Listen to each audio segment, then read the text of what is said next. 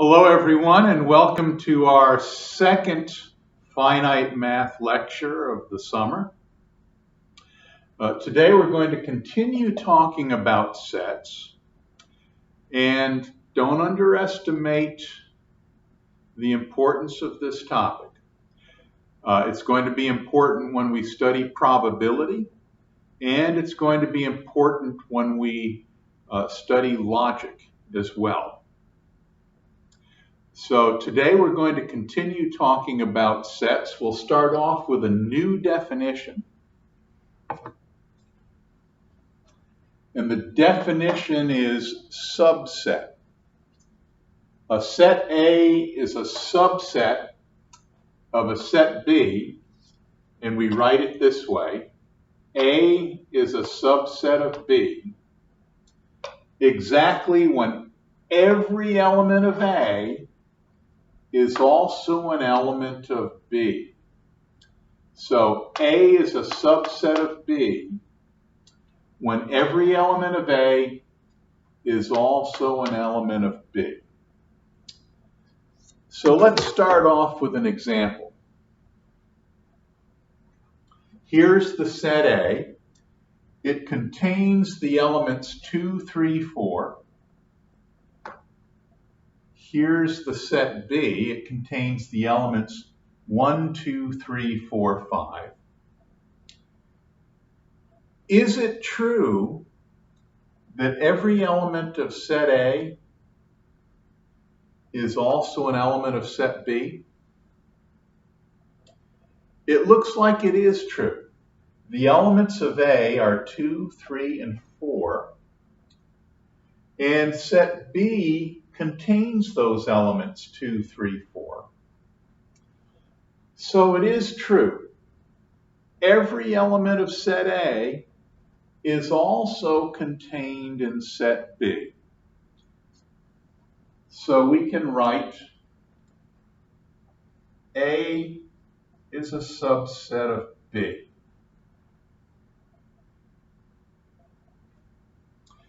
Now, let's look at it from the other perspective. Is it true that B is a subset of A? Is every element of set B also an element of set A? No. B contains the element 1, but 1 is not an element of set A. And B contains the element 5. 5 is not an element of set A either. So B is not a subset of A because A does not contain every element of B. Or every element of B is not an element of A.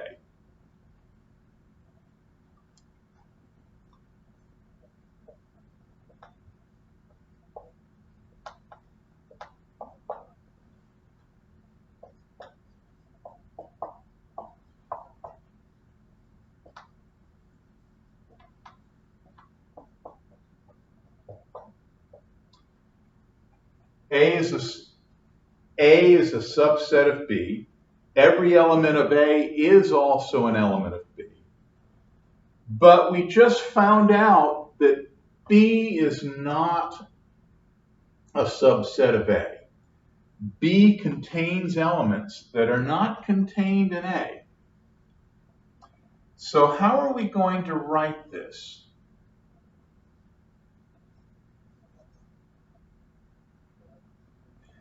This is certainly a false statement. B is not a subset of A. So this statement is false. How do I correct it? I draw a line through the subset symbol like this. And what that means is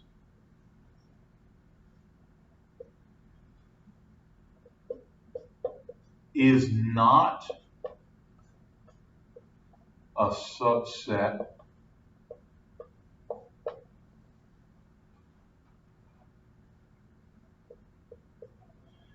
is not a subset of. So B is not a subset of A.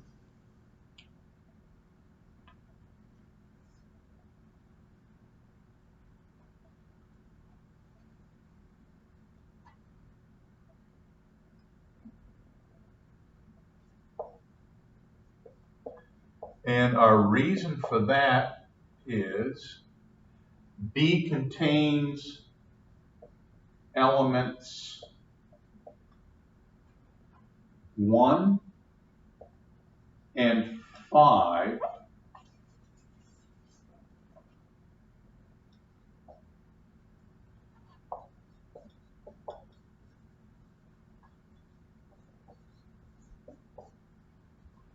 which are not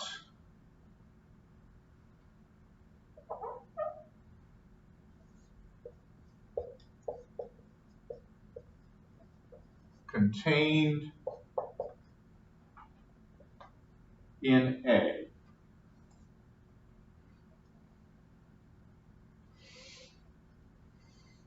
So I guess we learned two things.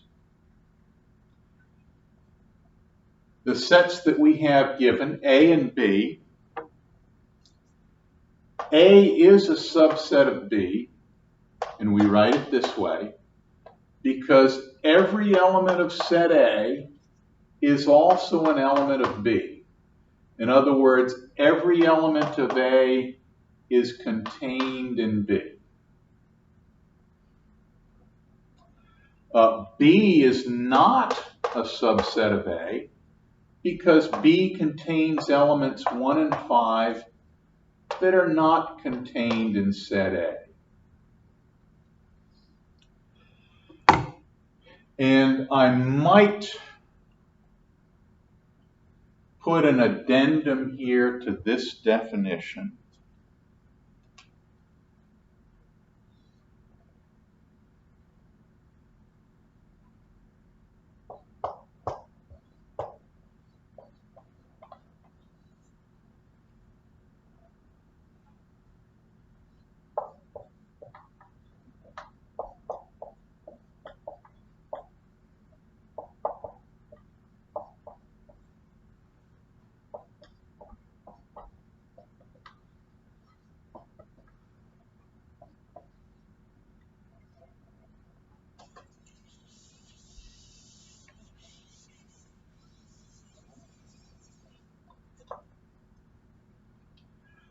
So a set A is a subset of a set B, and we denote it this way.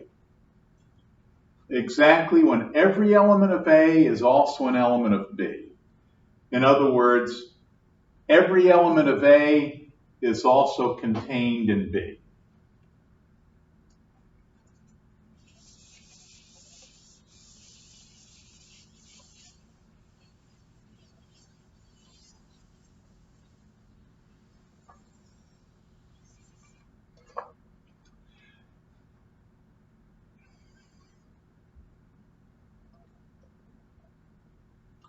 Now,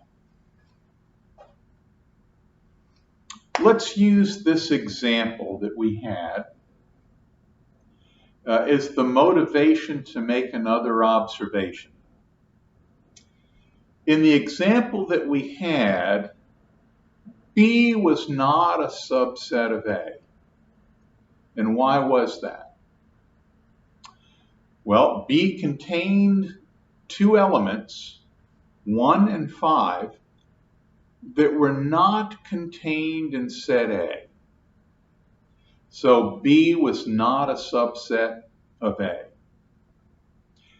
And that leads us to an important observation. When I write it down, you look at it and say, yes, that's obvious. But sometimes we fail to consider the obvious. So I'm going to write it out because I'm going to use this observation in about 10 minutes to make another point, which really cannot be made convincingly without me making this observation first. So I'm going to write it out.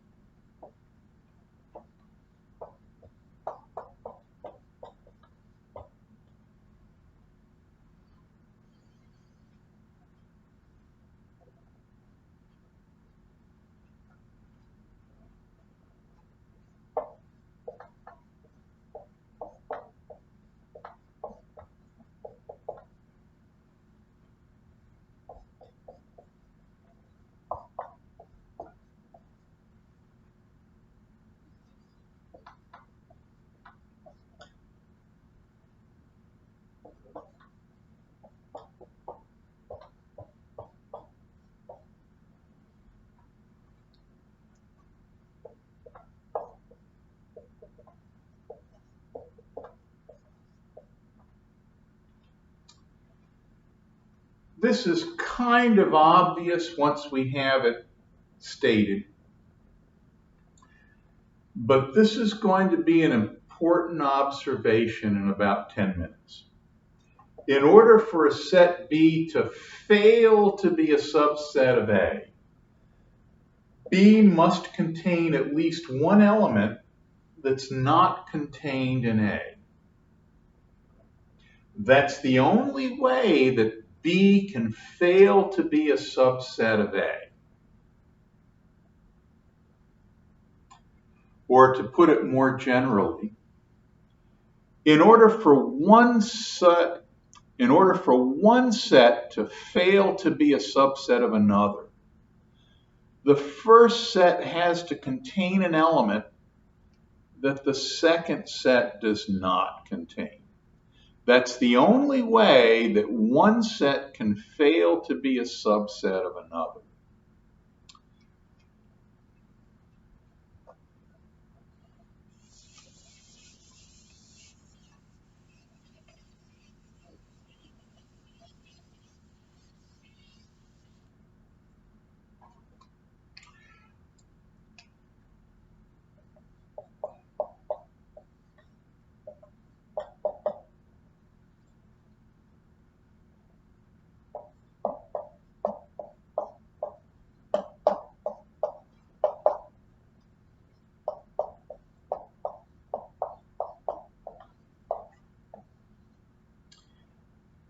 These are the same two sets, I think, that we had before. But we're going to use them for another example.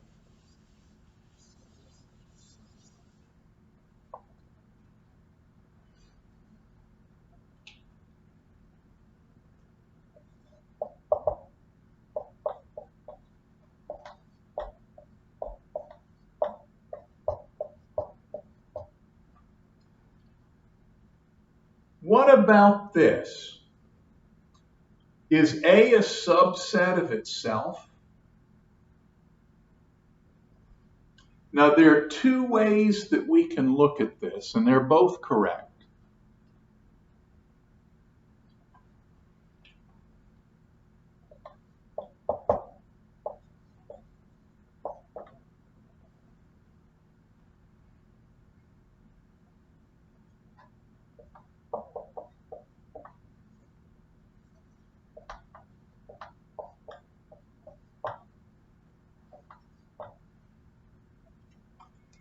Every element of A, this first set,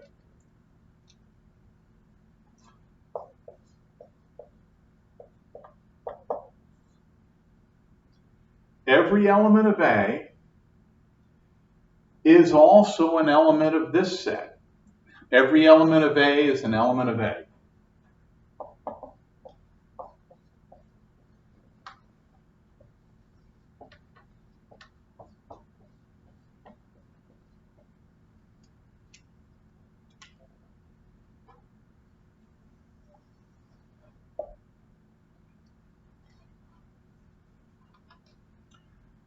So yes, A is a subset of A. Here are the elements of A, 2, 3, 4. And these elements 2, 3, 4 of set A are also contained in set A. Well, here's another reason.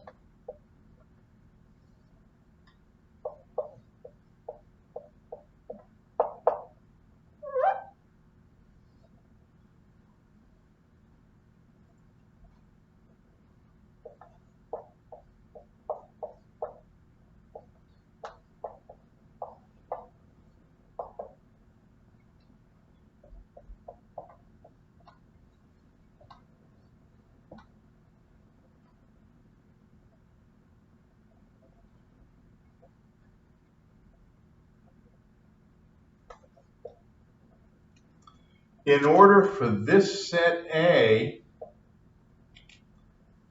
to fail to be a subset,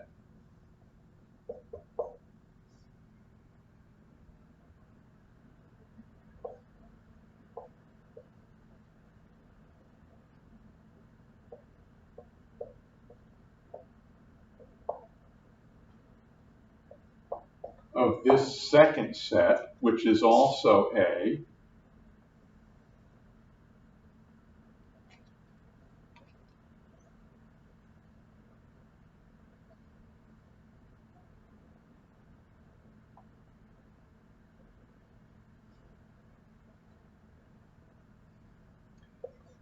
A, this first set, would have to contain an element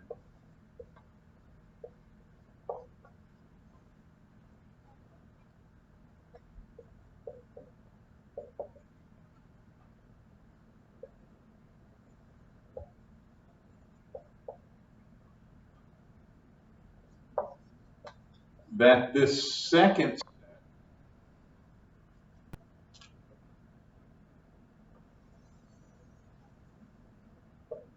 does not contain.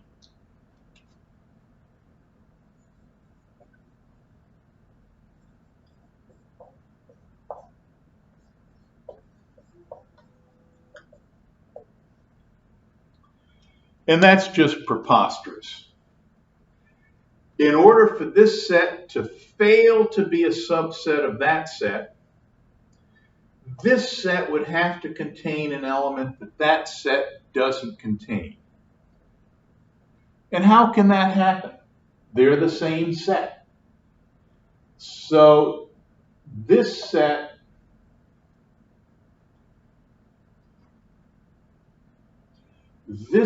would have to contain an element that that one doesn't contain in order for A not to be a subset of A. But this set can't contain an element that that set doesn't contain because they're the same set. So we have two reasons for saying that set A is a subset of itself. And we can apply that same logic to any set.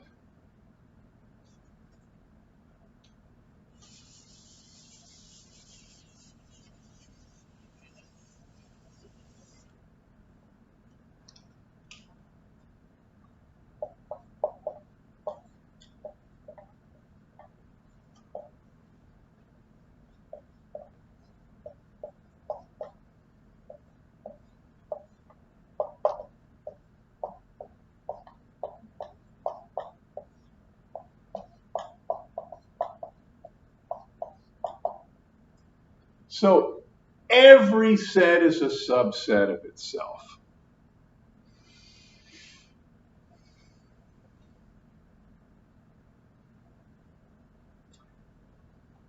Let's do some more examples.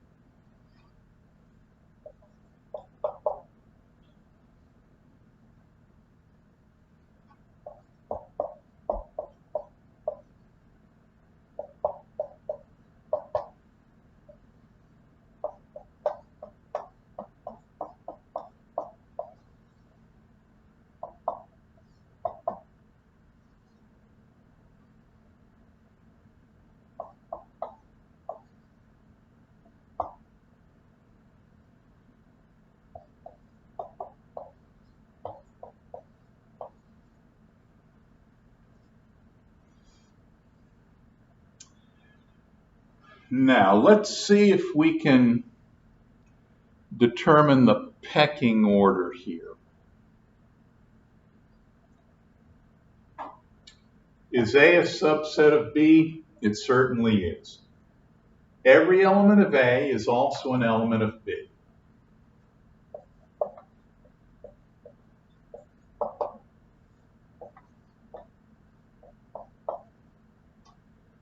Okay. Is A a subset of any other set here?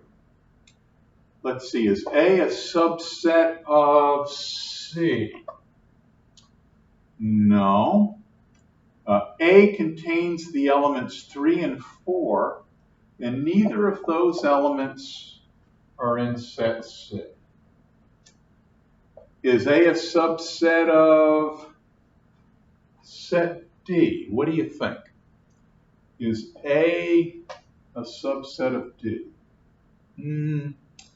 They both contain the elements 2 and 3, but A contains an element that D doesn't contain. A contains the element 4. D doesn't contain that element. So A is not a subset of D. So maybe I can write this down.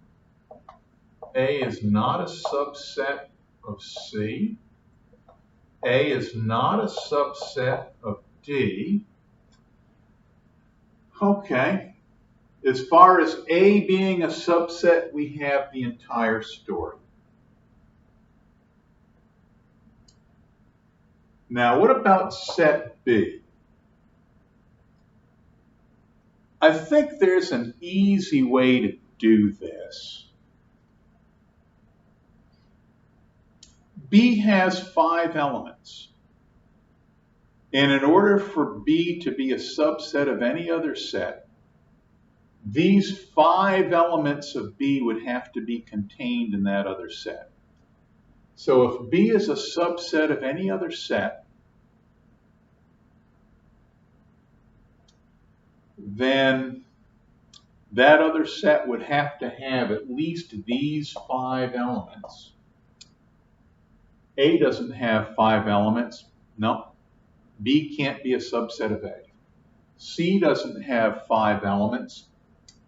B can't be a subset of C.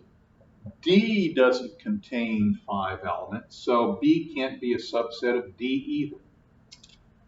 So B is not a subset of A. B is not a subset of C.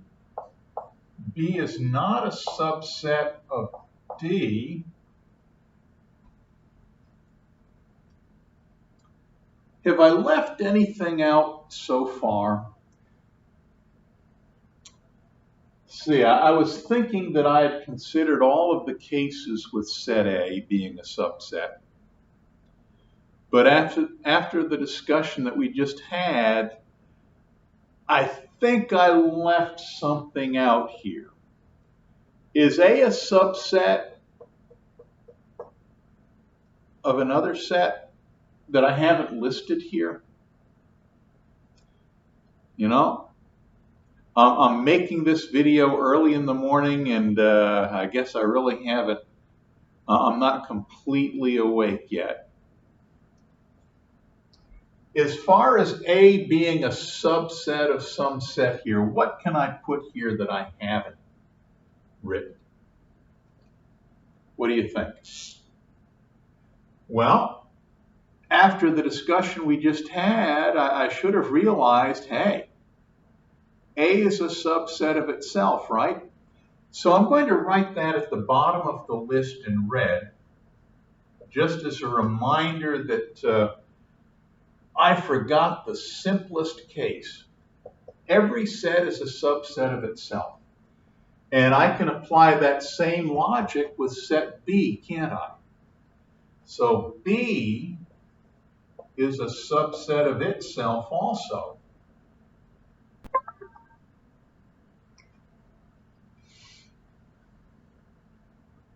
Now, what about C?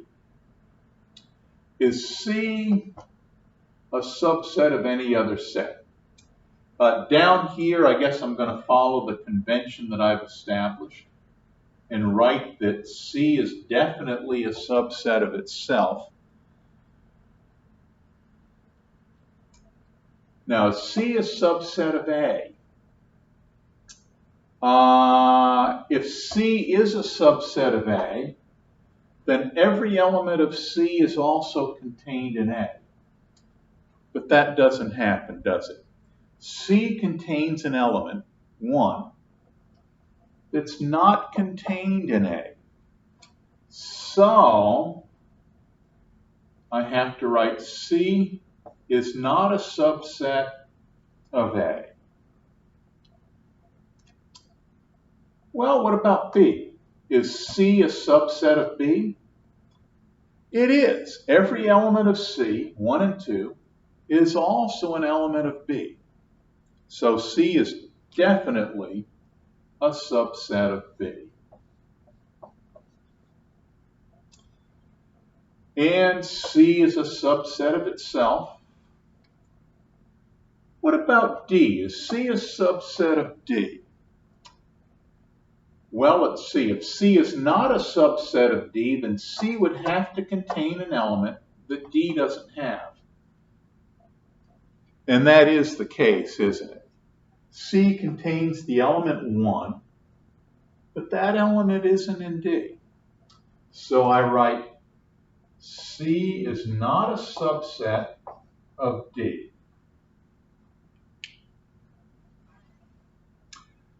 Now it's D's turn. Is D a subset of A? Well, every element in D, 2 and 3, is in fact contained in A. So yes, D is a subset of A.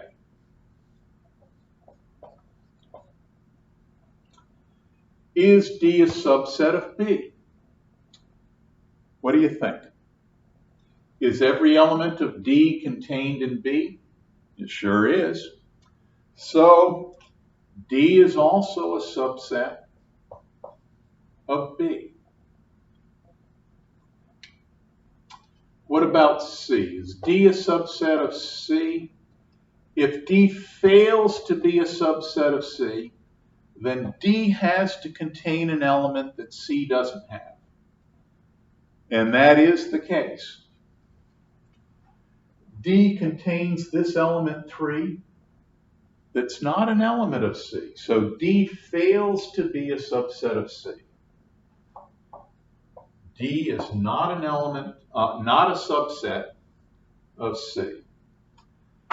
And of course, D is a subset of itself.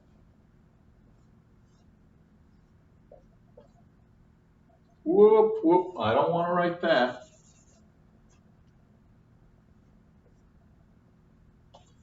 Maybe I do, I just don't know it. D is a subset of itself. Okay. So we've exhausted all of the possibilities here.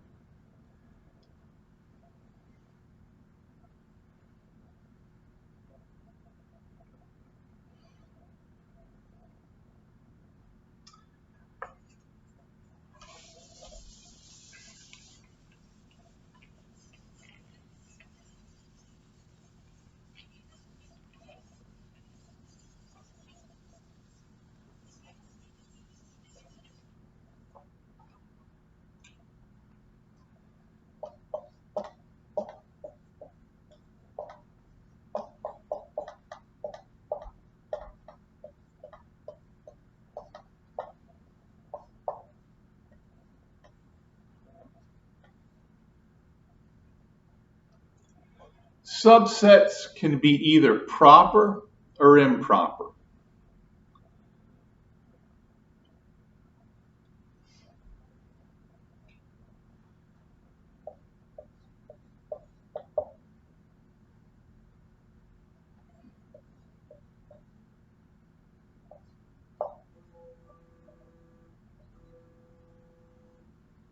I beg your pardon.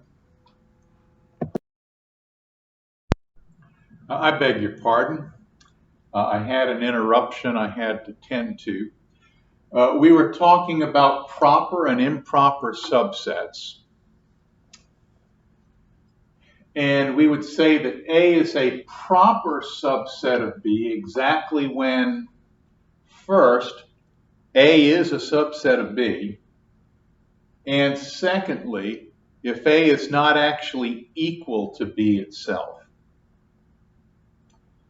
So in order for A to be a proper subset of B, first of all, A has to be a subset of B. And secondly, A can't be equal to the set B itself. Now there's another way of looking at this.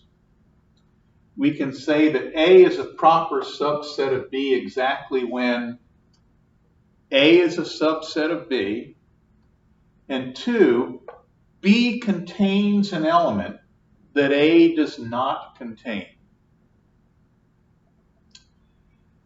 And having given those two definitions of proper subset, I'm going to define improper subset.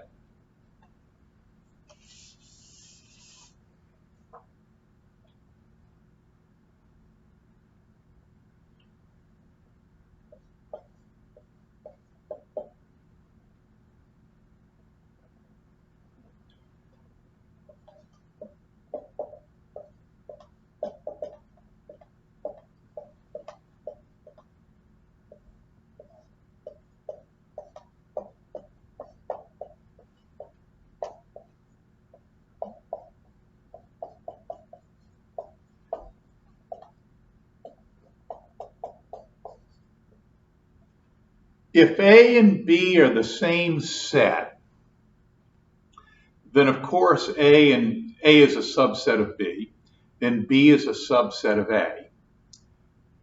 If A and B are equal, then each of these sets is a subset of the other.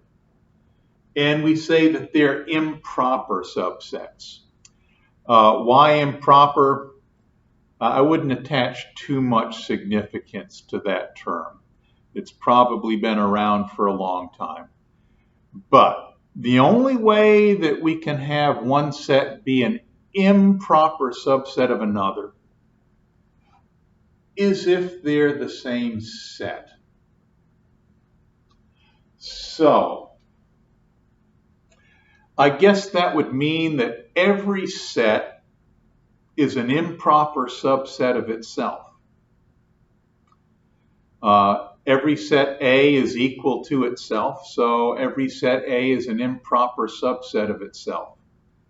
And that's really the only time that we have an improper subset, when the two sets are equal.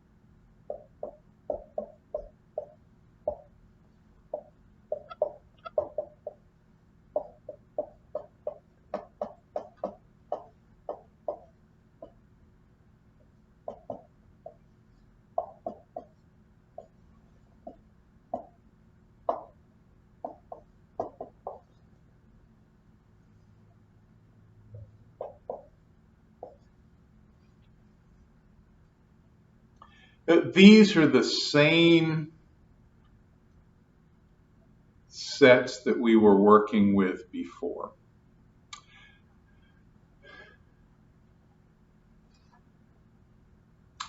And A was a proper subset of B.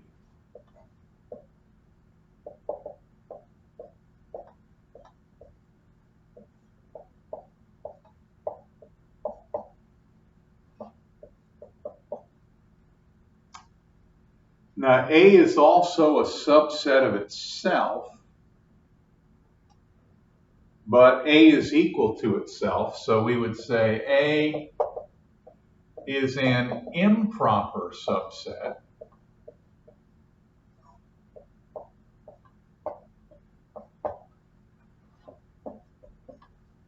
of A.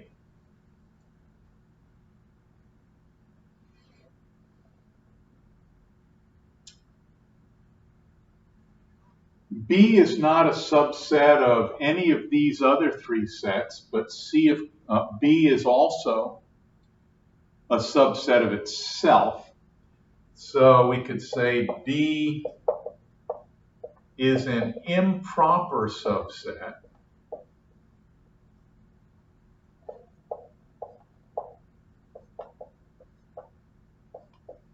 of itself. And what about C? Remember, C was a subset of B, and the two are not equal, so C is a proper subset of B.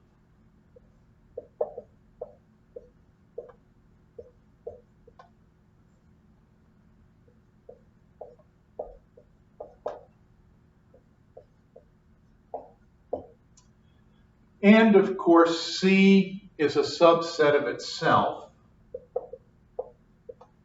An improper subset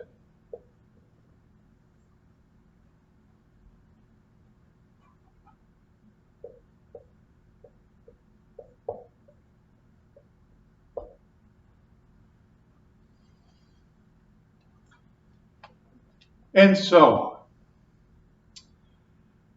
Now, remember what the symbol for subset is? That symbol applies to any subset, proper or improper.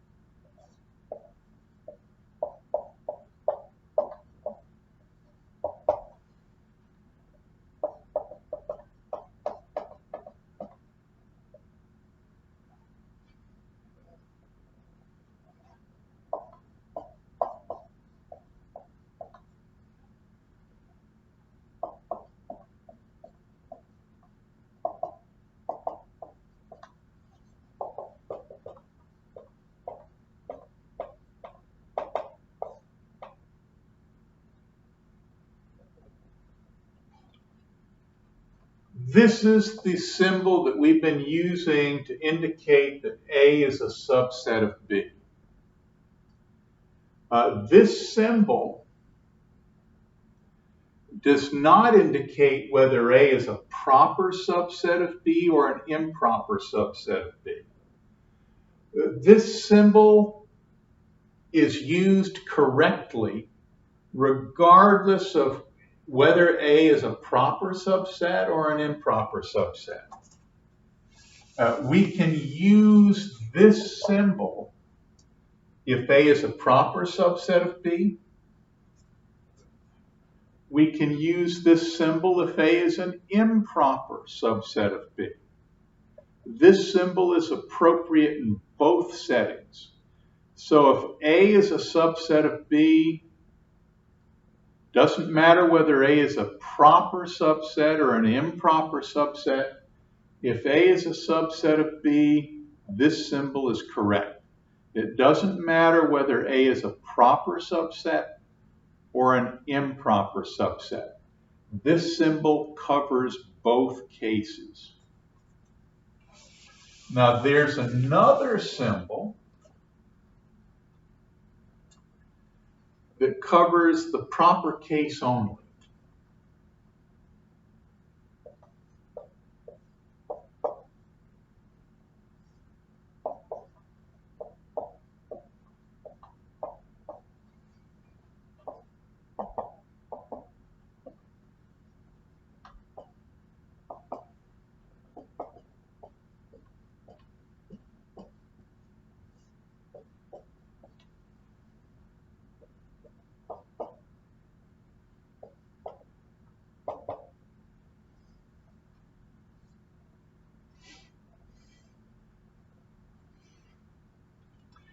When we use this symbol, we're saying that A is a subset of B, but we're saying a little bit more. We're also saying that A is not equal to B.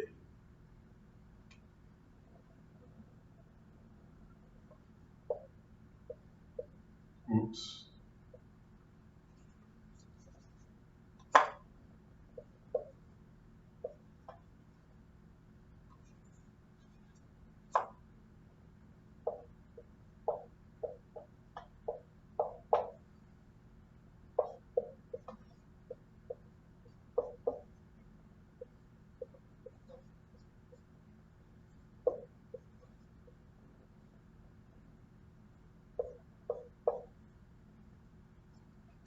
So this proper subset symbol means A is a subset of B, and A is not equal to B.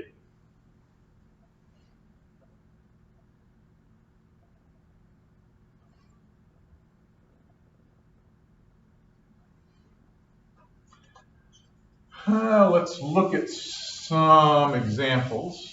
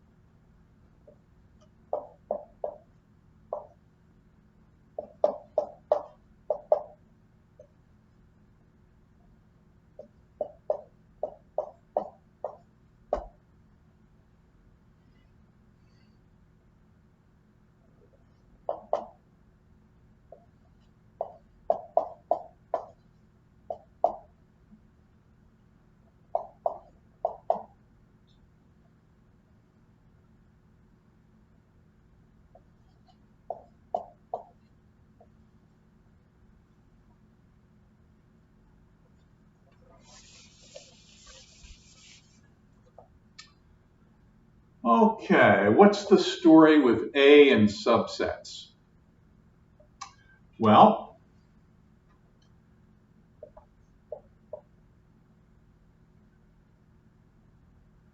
every element of A is contained in B, and the two sets are not equal. So we can say that A is a subset of B, and we can say that A is a proper subset of B. Both of these are correct. And let's see.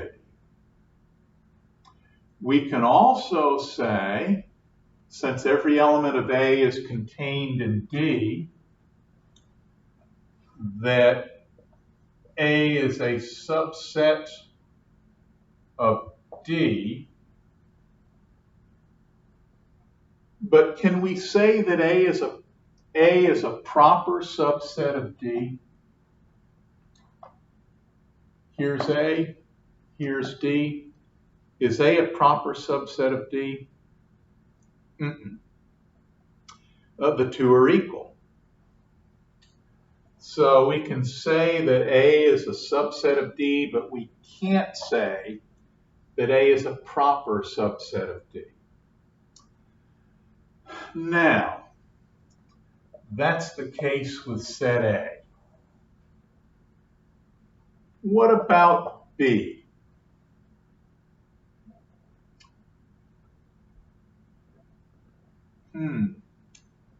D has the element 4, which isn't contained in A, so B is not a subset of A.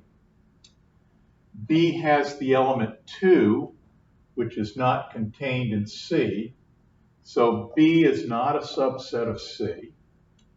And again, B has the element 4, which is not contained in D. So B is not a subset of D. The only thing we can say about set B is that it is a subset of itself.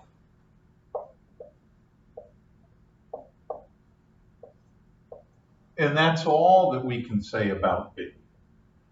B is not a proper subset of any of these other sets. Now, what about D?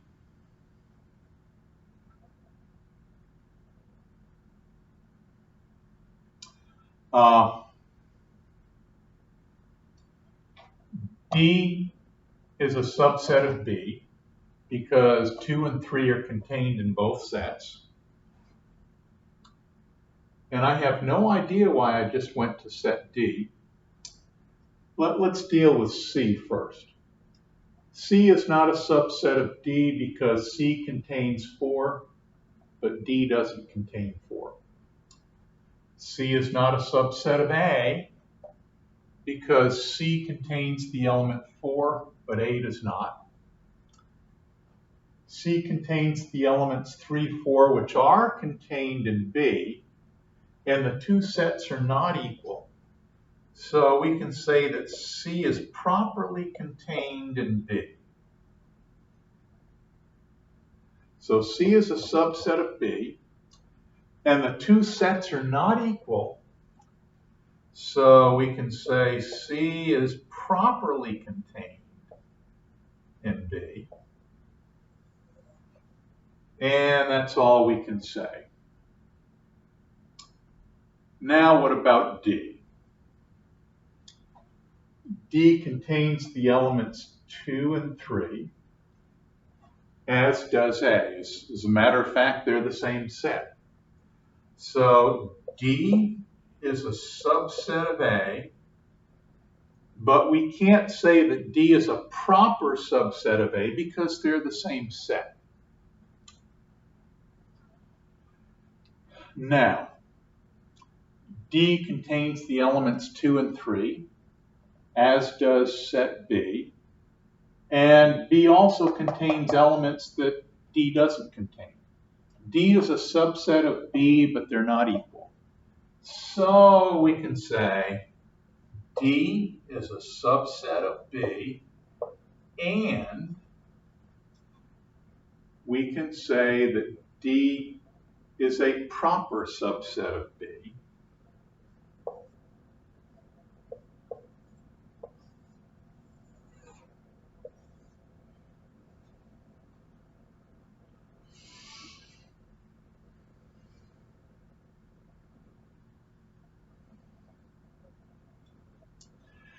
Now, I'd like to run something else by you. I'm not sure it's in your text, but it's probably a good thing to know.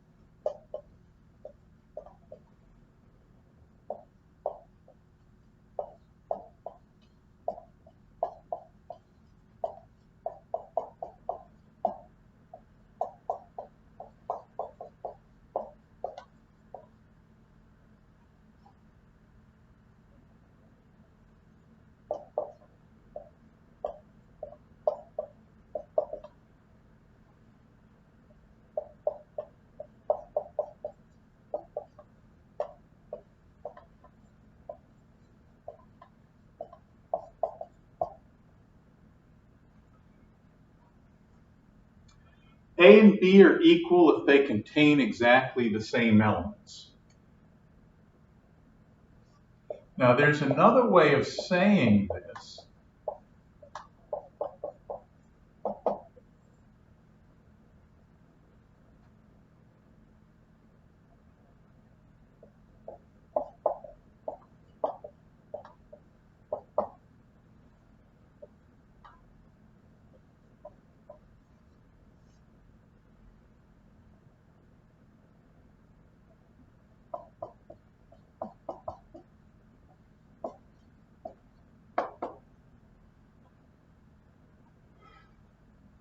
let's see, they contain exactly the same elements.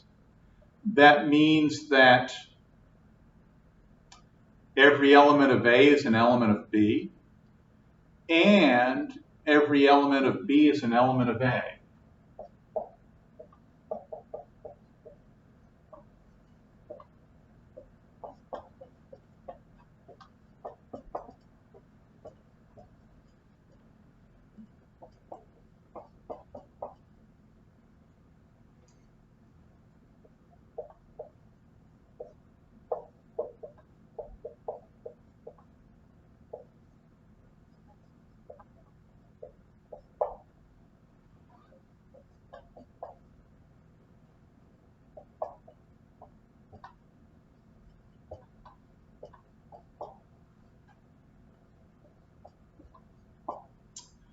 Let me write this top line a little bit more compactly. I'm not going to change the words.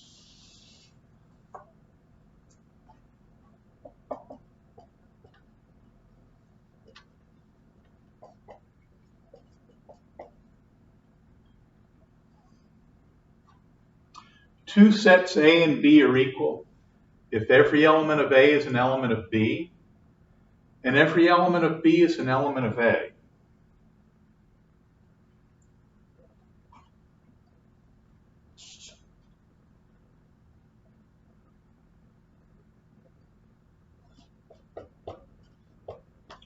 Now, what does it mean for every element of A to be an element of B? Doesn't that mean, see, every element of A is an element of B. Doesn't that mean that A is a subset of B?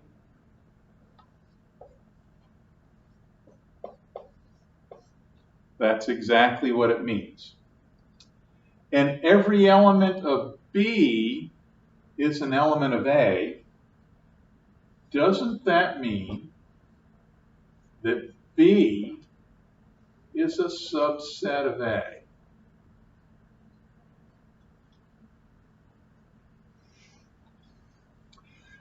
Well, what we've just observed is an equivalent condition for two sets to be equal.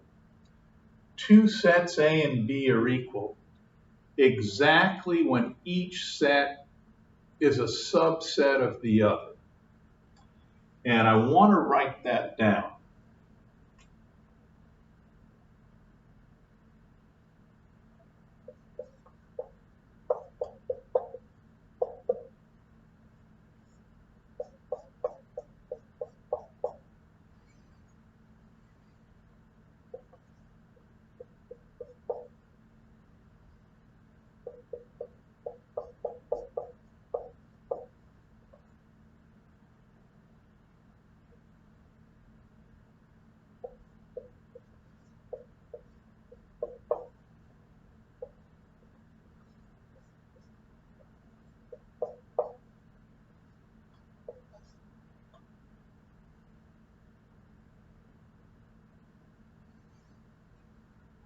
But this is going to be a helpful observation.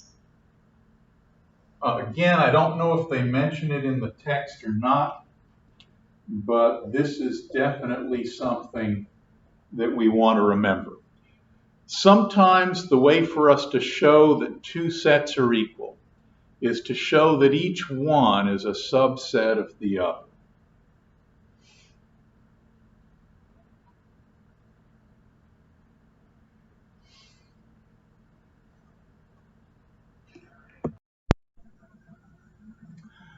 I'm back.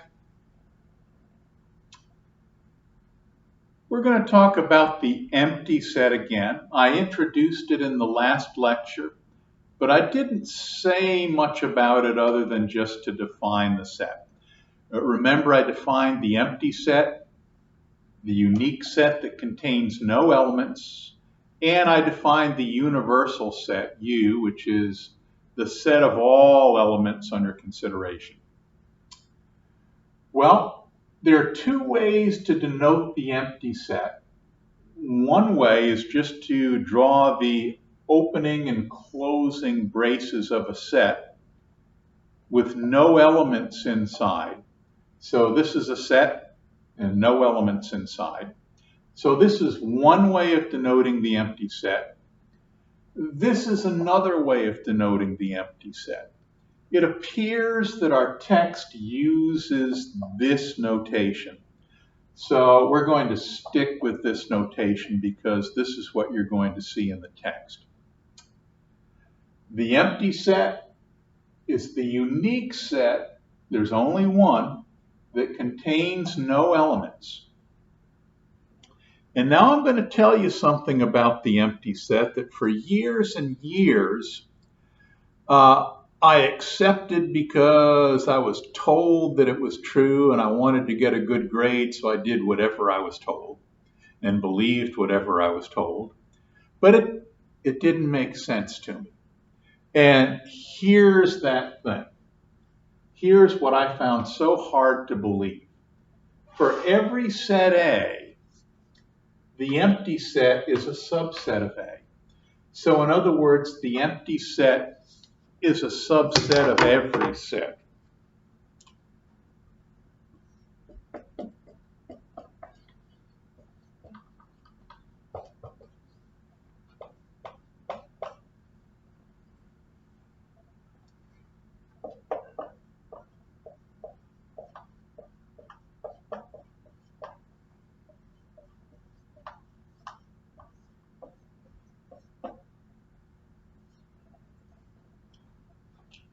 Now that never sat well with me. And I don't know if it's because nobody could give me a satisfactory explanation, or whether maybe they did explain it well and I was just not thinking things through. But yes, the empty set is a subset of every set, including itself. And that just didn't make sense to me.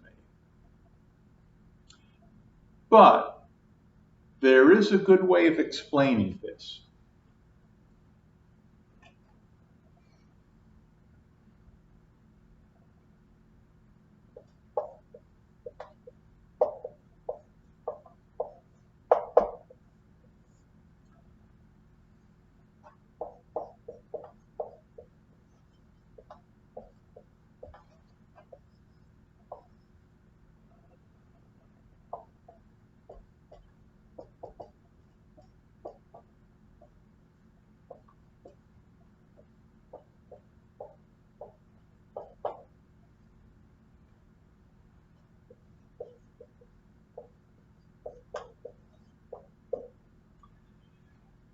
We'll look at it this way, and this is a way of thinking that we mentioned at the beginning of this lecture.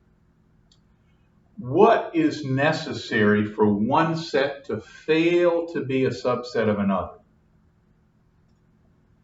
In order for one set to fail to be a subset of another, the first set has to contain an element that the second set doesn't. Do you see where this is going? We'll apply that to the empty set. In order for the empty set to fail to be a subset of any set A, the empty set would have to contain an element that A doesn't.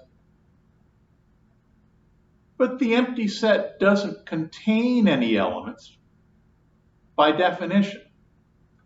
So the empty set can't contain an element that's not in set A.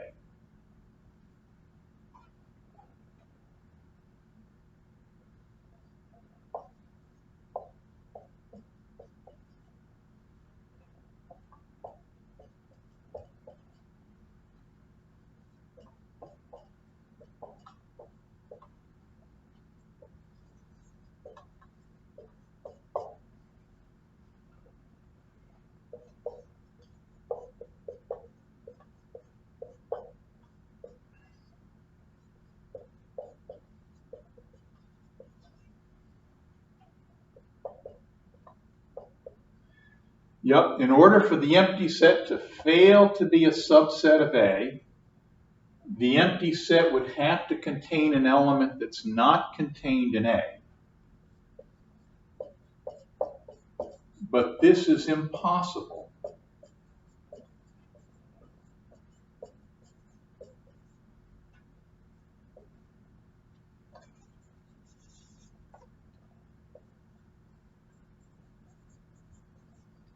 Because the empty set contains no elements.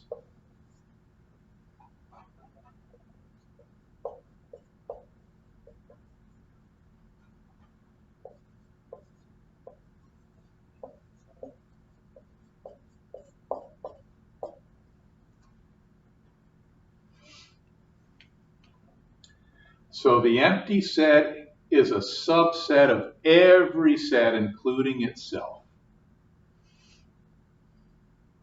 And again, the reason for that is that in order for the empty set to fail to be a subset of some set A, the empty set would have to contain an element that's not contained in A, but that's impossible. The empty set contains no elements.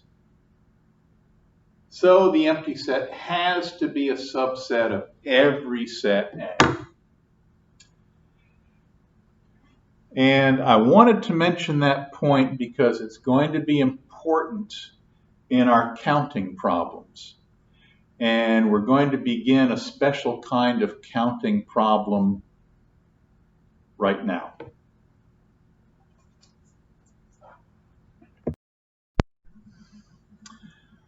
Okay, here's our first counting problem. The number of distinct subsets of a set A. And we're going to start with the empty set. A is the empty set. It has 0 elements.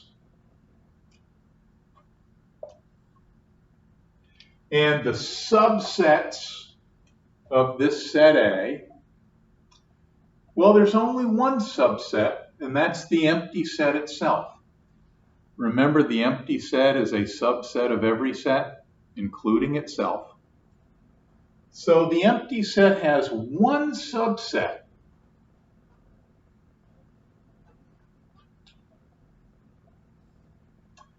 Okay, let's work our way from the simplest case to the more complex cases.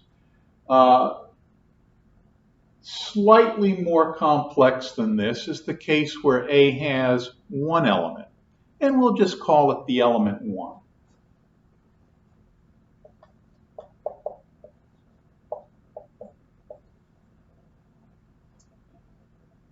In this case, A has one element, so we'll write that down.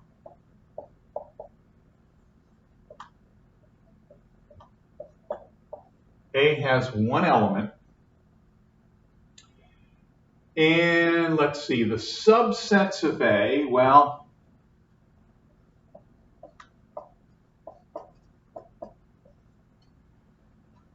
let's not forget the empty set. The empty set is a subset of every set. And I guess the only other subset of A is the set A itself.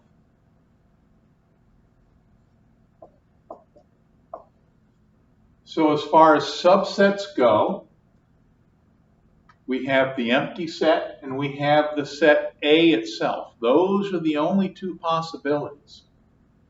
And we're going to record that A has two subsets. Did I get all of that in? Sort of.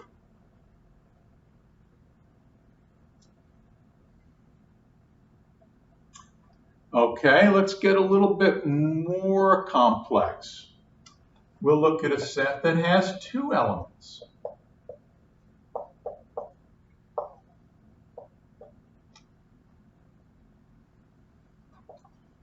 A has two elements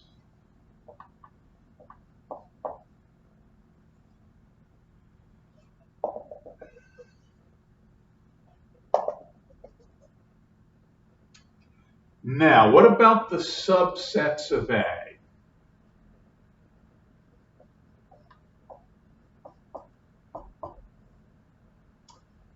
The empty set, of course. And then we can have the set that contains the element 1. And we can have the set that contains, I didn't draw that very well. We can have the set that contains the element 2.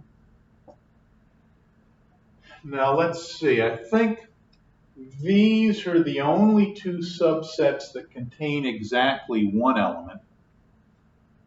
So the only remaining subset is the set that contains two elements, and that's A itself.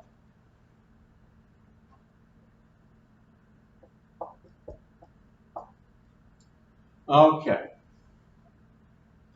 A has two elements, and A has 4 subsets.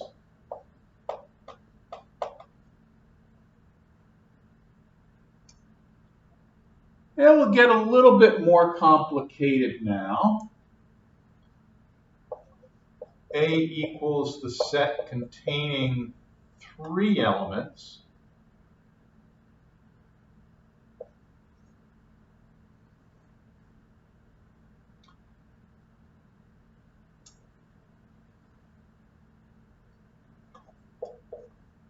A has 3 elements.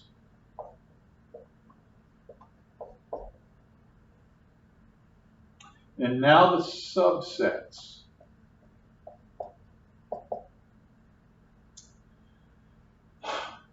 Let's not forget the empty set. So that's one of the subsets. And now we'll look at the subsets that contain exactly one element. So there's the subset that contains the element 1. And there's the subset that contains the element 2. And the subset that contains the element 3. So those are exactly the subsets that contain one element. Now we'll look at the subsets that contain exactly 2 elements. And since there are 3 elements in set A, if a subset has 2 elements, it means we're leaving one of the elements out. So the first subset that has 2 elements is the subset where we leave out the element 3.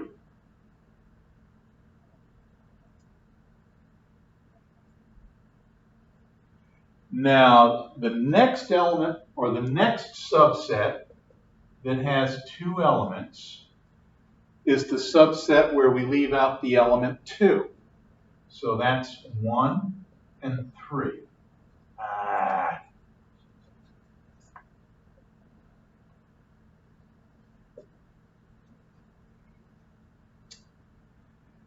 And then the third subset that contains exactly 2 elements is the subset where we leave out the element 1. You see, here we left out the element 3. Here we left out the element 2. Now we're going to leave out the element 1. So that's 2, 3. Those are all of the subsets that contain exactly 2 elements. Now we'll look at the subsets that contain exactly 3 elements. And that's just going to be A itself, isn't it? So here's the last subset, the set A itself. And let's record the number of subsets. Let's see, 1, 2, 3, 4, 5, 6, 7, 8. A has 8 subsets.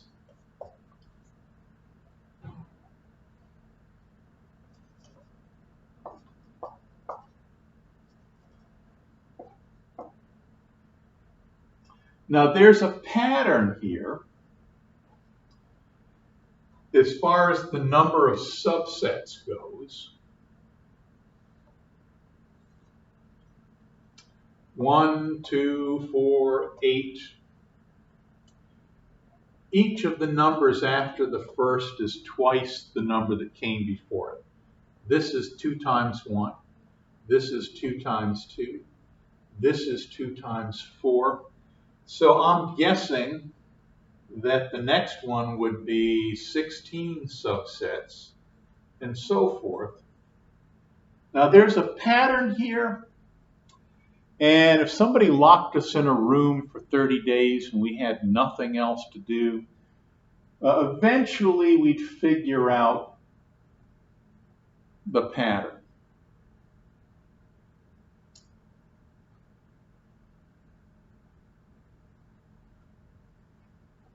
And here's the pattern.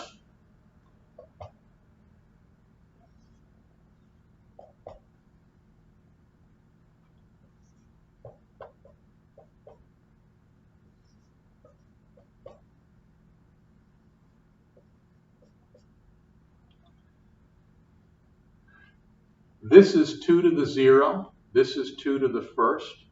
This is 2 to the second. This is 2 to the third.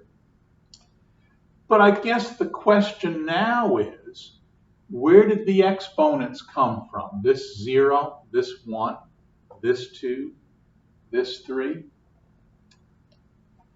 If we look back over here, we see that the exponents over here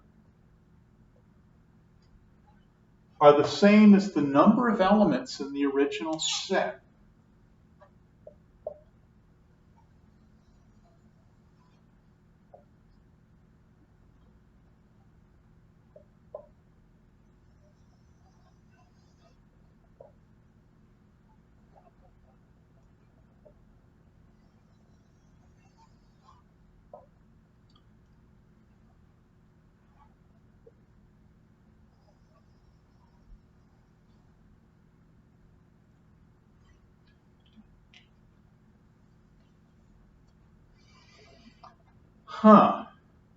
So if A has 0 elements, then A has 2 to the 0 equal 1 subset.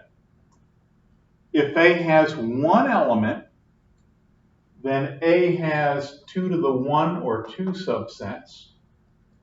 If A has 2 elements, then A has 2 to the 2 power or 4 subsets. If A has 3 elements, then A has 2 to the power of 3 or 8 subsets.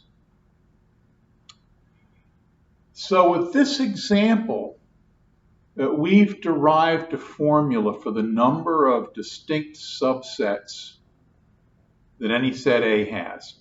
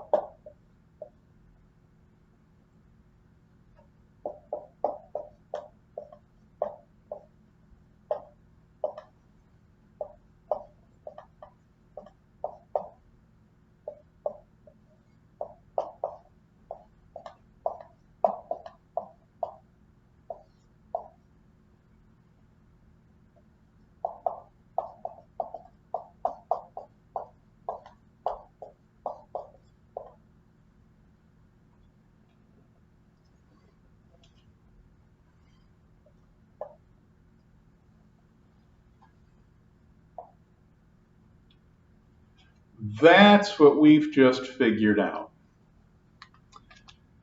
So after I erase the board, I guess the next thing that we need to do is a few examples.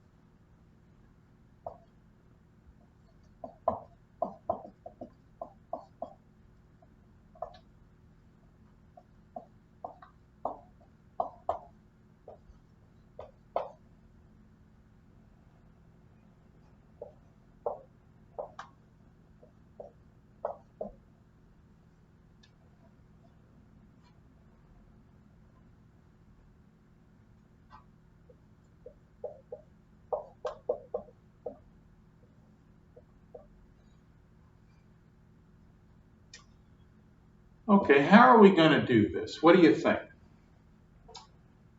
Looks like we're going to use this formula, right? So first we'll observe that A has 5 elements.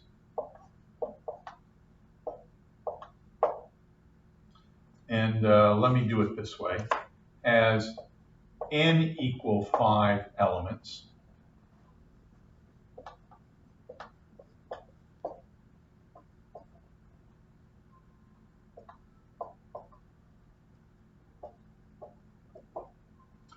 So the number of distinct subsets, 2 to the 5th. Let's see.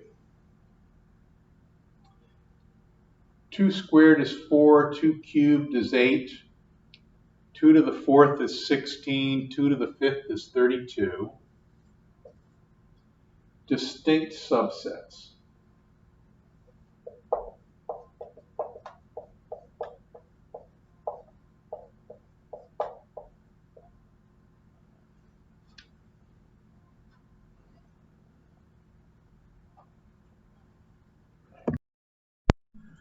Okay, I'm back.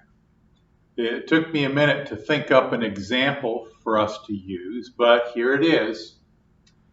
Elsie's Creamery offers ice cream sundaes with the option of any or all of 3 toppings: hot fudge, walnuts, or whipped cream. Assuming that vanilla is the only flavor of ice cream, how many different ways can a customer get their sundae? So there's only one choice for ice cream. So the number of different ways that they can get their sundae is the same as the number of different ways they can get toppings.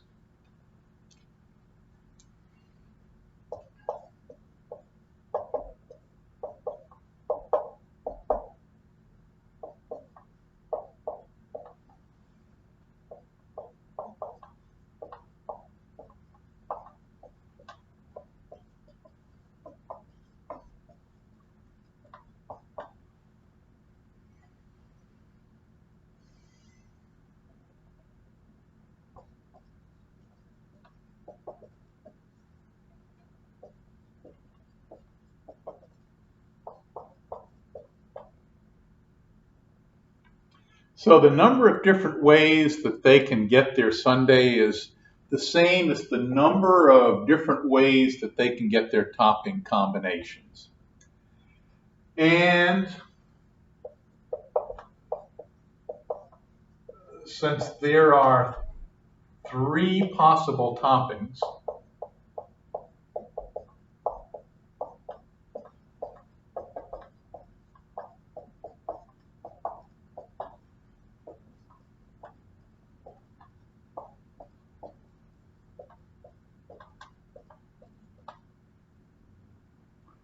since there are three possible toppings, this is the same as the number of subsets, distinct subsets,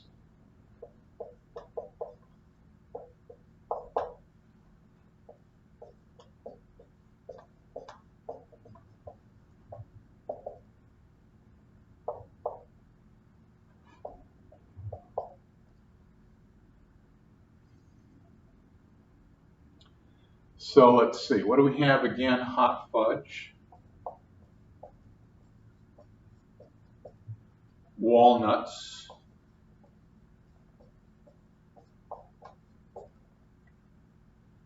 and whipped cream.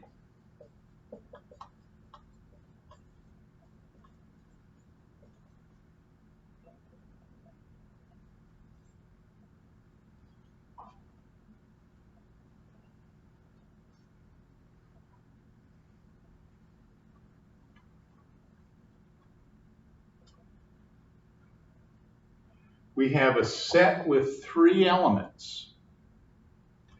Number of distinct elements, or number of distinct subsets,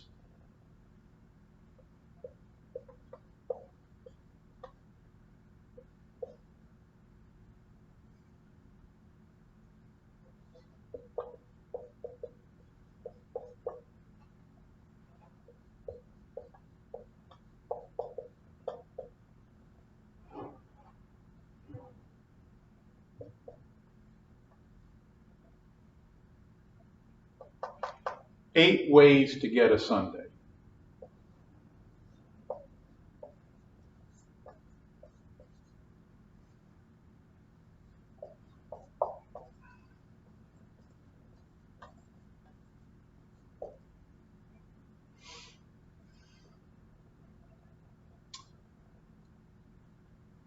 Are we sure about that? Well, if I were doing this, I'd like to use the formula and just have to avoid writing out the possibilities. But just this one time, we'll prove it.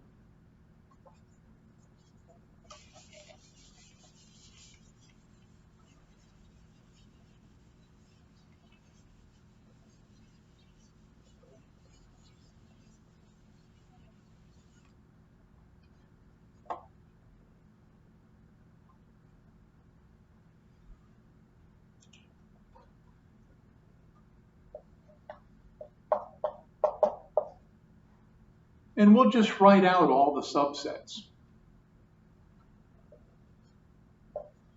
The empty set.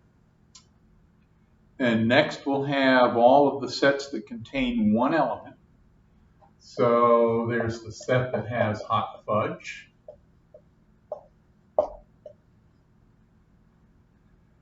There's the set that has walnuts.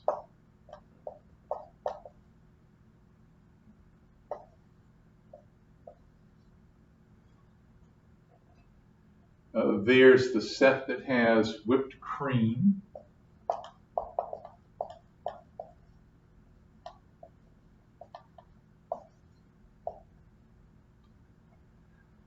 And now we'll look at the sets that have exactly two toppings, which means we're leaving one out. So let's see, we'll leave out whipped cream. That means we have hot fudge and walnuts.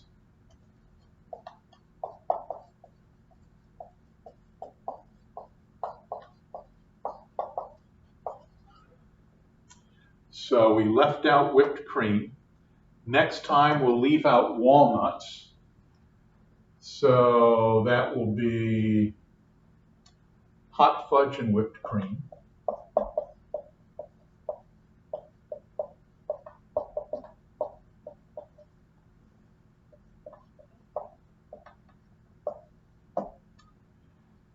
And next we'll leave out the first element, hot fudge, so that will be walnuts and whipped cream.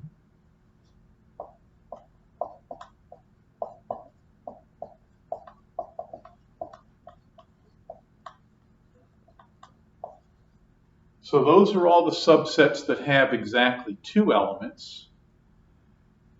The only subset that's left is all 3 elements. So that's hot fudge, walnuts, whipped cream.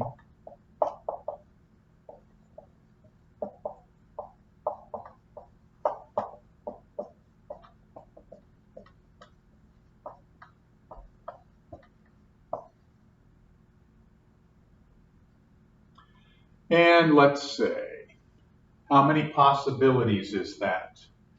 1, 2, 3, 4, 5, 6, 7, 8.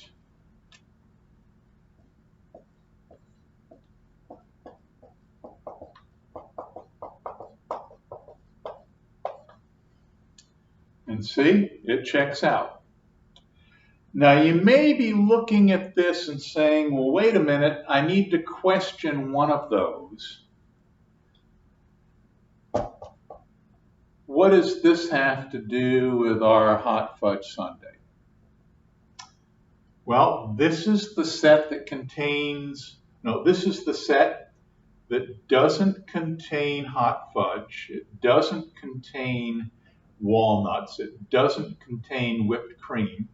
So if we use this option, what kind of sundae are we getting? Plain. No, just ice cream.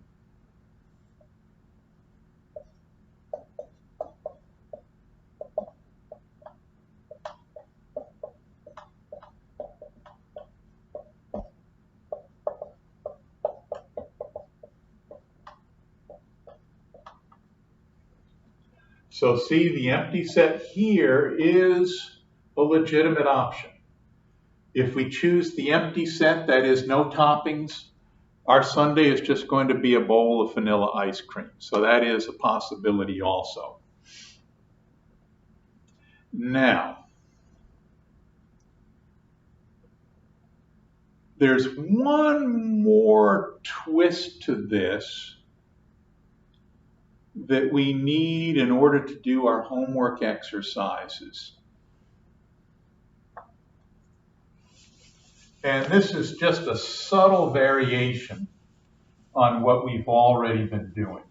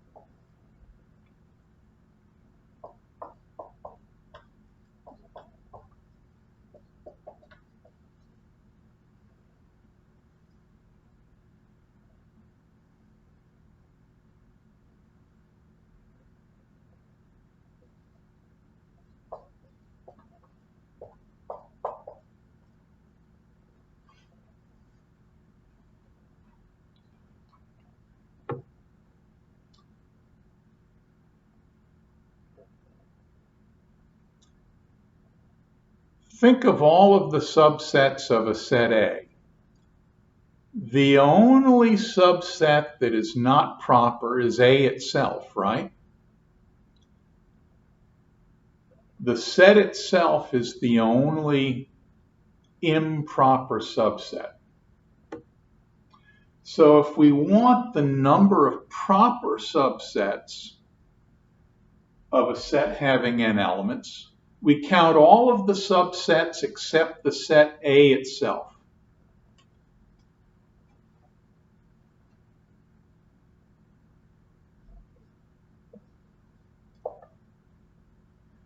So let's see, this is the number of all subsets.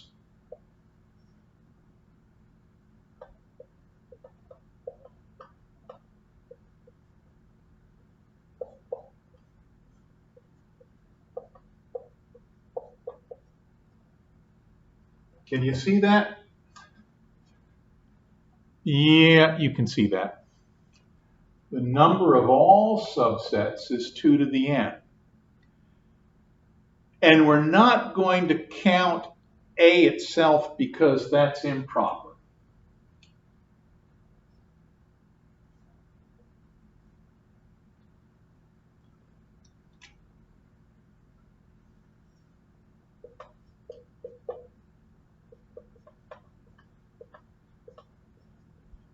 A is improper, so we don't count A itself. So if we have a set with n elements, the number of distinct proper subsets is just the total number of subsets minus 1, 2 to the n minus 1. Now, that's the lecture for today. Let me give you some homework.